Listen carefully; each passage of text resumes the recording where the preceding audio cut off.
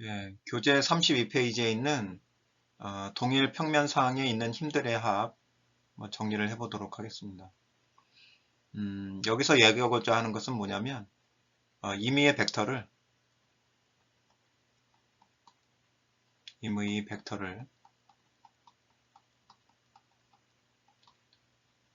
x, y 좌표를 사용을 해서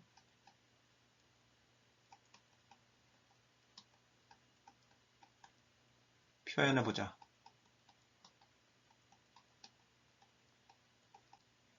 예.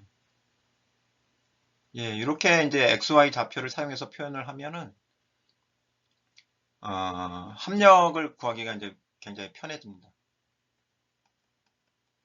합력 계산 용이. 예. 그래서 이제 스칼라 표기법이라는 건 뭐냐면 벡터의 크기를 가지고, 벡터의 크기가 스칼라잖아요. 벡터의 크기를 계산을 해서 이걸로 이제 표현하는 거죠. 벡터를 표현하는 거죠. 근데 그 크기가 뭐냐면 x축 방향의 벡터 성분, 그죠? x축 방향의 벡터 성분의 크기.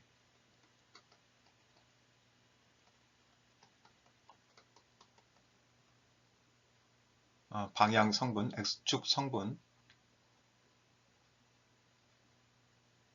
x축 성분 벡터의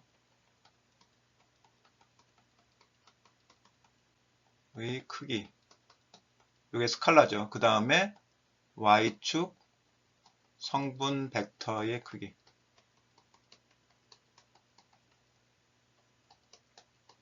예, 이 두 개로 이제 표현을 해보자. 예. 이제 수식으로 이제 봐볼게요. 자, F라는 벡터가 있죠, 여기. 여기 다 화살표가 붙은 거예요. F라는 벡터는 fx 더하기 fy죠. 예. 그, 평행사변형 그어보면, 이러한 사각형을 그려볼 수가 있고, 여기 대각선이 바로 합력이 되는 거죠.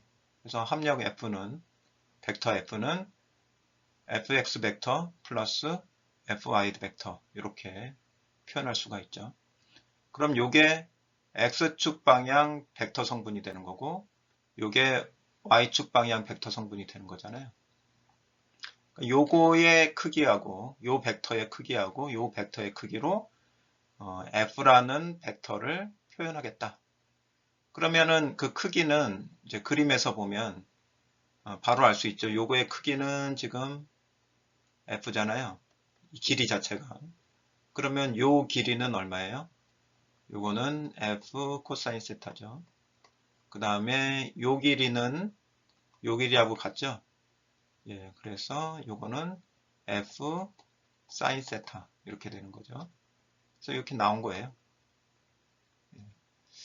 근데 이제 이렇게만 써놓으면 크기는 이제 보이는데 이제 방향이 어느 방향인지가 보이지 않잖아요. 그래서 스칼라 표기법을 사용을 할 때는 방향을 항상 염두에 두셔야 됩니다. 그래서 헷갈리지 않기 위해서는 반드시 옆에다가 이러한 방향 표시를 해주시는 습관을 갖는 게 되게 좋습니다. 그래서 이게 윗방향으로 크기가 이만큼이고 오른쪽 방향으로 크기가 이만큼이 되는 거죠.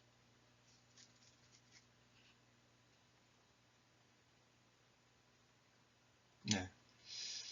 자, 그러면 요 각도를 가지고 이렇게 각도를 가지고 표기하는 방법도 있지만 이 기울기를 가지고 표기하는 방법도 있어요. 한번 볼까요?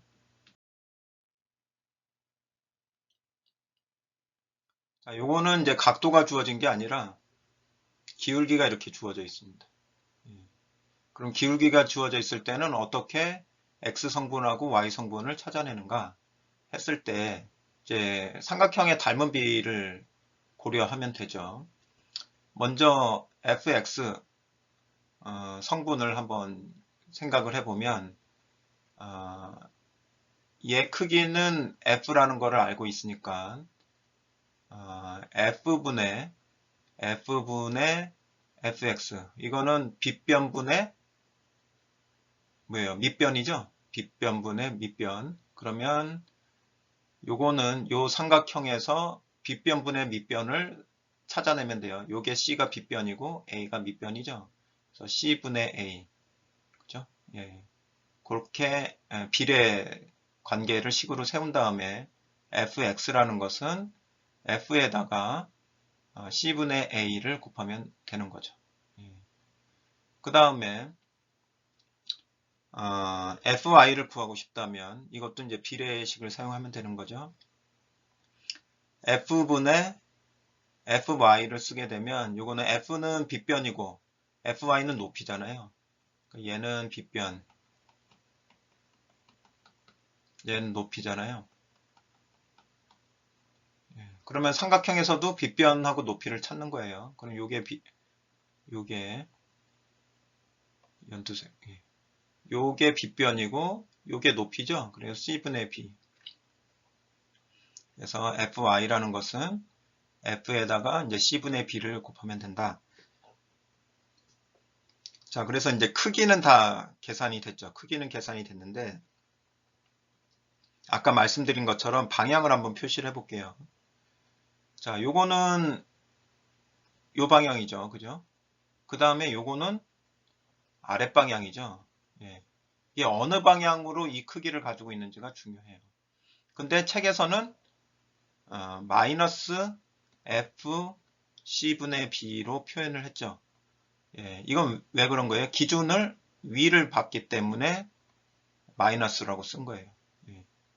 그래서 크기를 무조건 이제 플러스라고 놓고 화살표로 표시를 하든지 아니면은 기준을 설정을 한 다음에 이 기준과 같은 방향이면 플러스, 이 기준하고 반대 방향이면 마이너스 이렇게 표현을 하든지 둘 중에 한 가지를 이제 적용을 하셔야 됩니다. 예. 근데 이렇게는 하시면 안 되죠. 이렇게 마이너스 f c분의 b 해놓고선 이렇게 쓰시면 안 되죠. 그러면은 이거는 뭐가 되냐면 f c분의 b 이런 것으로 볼 수가 있기 때문에 이렇게는 이제 표기를 안 합니다. 그래서 크기를 무조건 플러스로 놓고 화살표로 표시를 하든지 아니면 기준을 설정해 놓고 기준과 같으면 플러스, 기준과 반대면 마이너스 이렇게 표현을 하든지 둘 중에 하나로 이제 표시를 해 주시면 됩니다. 그래서 이게 약간 이제 좀 어려운 부분인데 예제를 좀 몇 개 풀어보면 어떻게 적용하면 되겠다라는 것을 쉽게 이해하실 수 있으리라 생각이 듭니다. 예, 다음에는 이제 카르테지안 벡터 표기법. 예, 저는 그냥 간단하게 벡터 표기법이라고 부를게요. 벡터 표기법. 벡터 표기법은 가장 큰 차이점이 스칼라법하고 차이점이 이런 게 이제 달라붙어 있는 거죠. 이런 것을 이제 단위 벡터라고 합니다.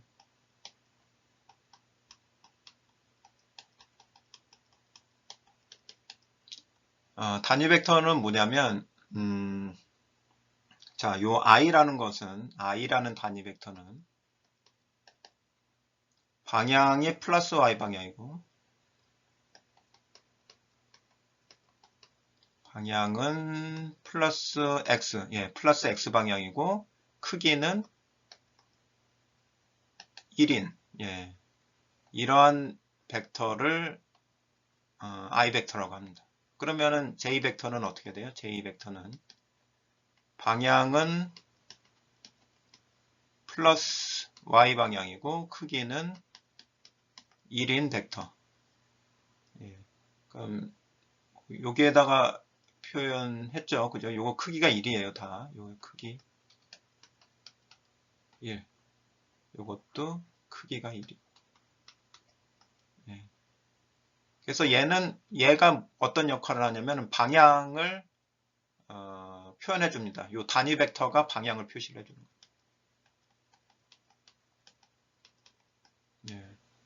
그러면은 이제 앞에 어떤 값을 붙이면은 그 방향으로의 벡터를 어떤 벡터든 다 표현할 수가 있게 되겠죠. 예. 그래서 보시죠. 지금 f라는 벡터가 있는데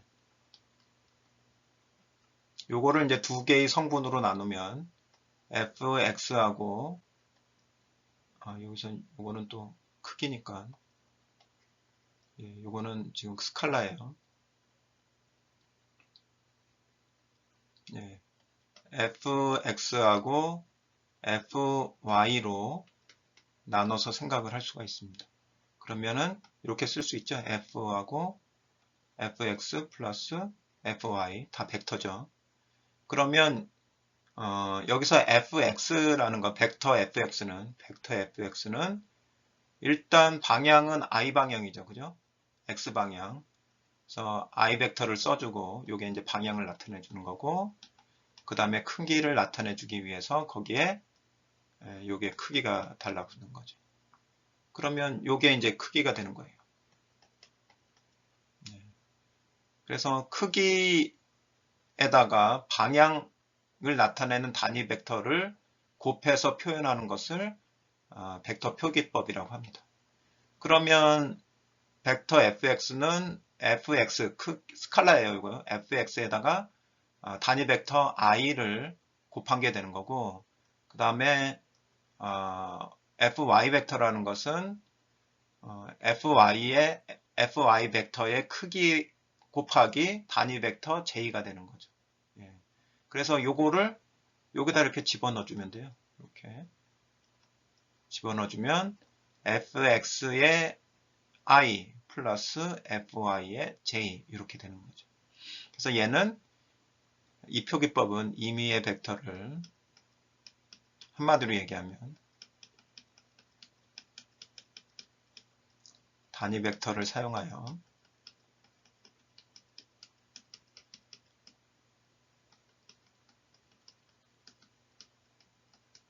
나타내는 방법.